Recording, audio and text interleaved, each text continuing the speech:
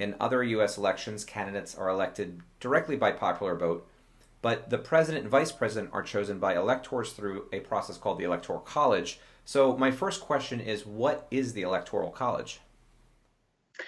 The Electoral College is the system by which Americans choose their president and vice president every 4 years. When a voter votes for a presidential candidate, they're not actually voting for that presidential candidate. They're voting for a slate of electors pledged to vote for that candidate in the Electoral College. On the first Monday after the second Wednesday in December, those electors meet in their state capitals, and they cast their votes by tradition, but not by law, to allocate the state's electoral votes to the candidate who has won the largest amount of votes in the state. Then on January the 6th, Congress meets in a joint session. The Vice President of the United States, in his or her capacity as the President of the Senate, then reports the vote of the Electoral College to Congress. Let's talk numbers for a minute. Each state is allocated a certain number of electoral votes. How is that decided?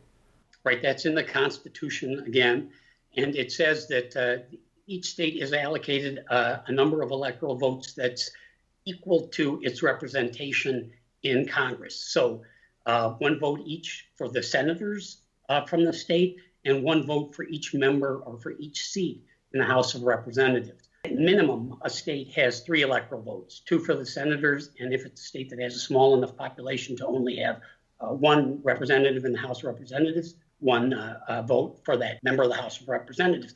And on the other side of the equation, the most populous state in the country, California, has 55 electoral votes because 2 for the 2 senators and then 53 for the members of the House of Representatives. The state's population really plays a big role in this too. And that can kind of fluctuate based on the census. So in a way, the census is actually really important to keep everyone up to date on the state's population, which determines their, how many representatives they get, correct? Right, because the Electoral College is fixed at 538 electors. That's 100 for the members of the Senate, 435 for the House of Representatives, and then 3 electors that were awarded to the District of Columbia by the 23rd Amendment.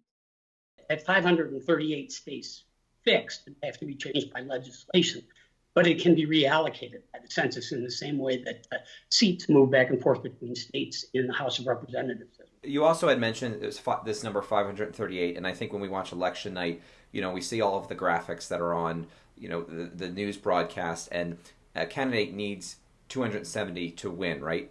Right. So it's 50% plus 1. Half of 538 is 269 votes plus 1, 270 votes. Jeff, if the election is not decided through the Electoral College, what happens then? If none of the candidates receive the 270 votes necessary to have a majority in the Electoral College, then the election of the president moves to the House of Representatives, where each state has 1 vote per delegation. A state like California, which is 55 electoral votes, they are going to have the same vote cast in that election as Wyoming, which has only 3 electoral votes. Each get 1 vote. 1 vote for California, 1 vote for Wyoming. And how does that 1 vote work? Does the 55 representatives, do they all vote, right, and the majority then goes, that 1 vote's counted? That's exactly right. Got it.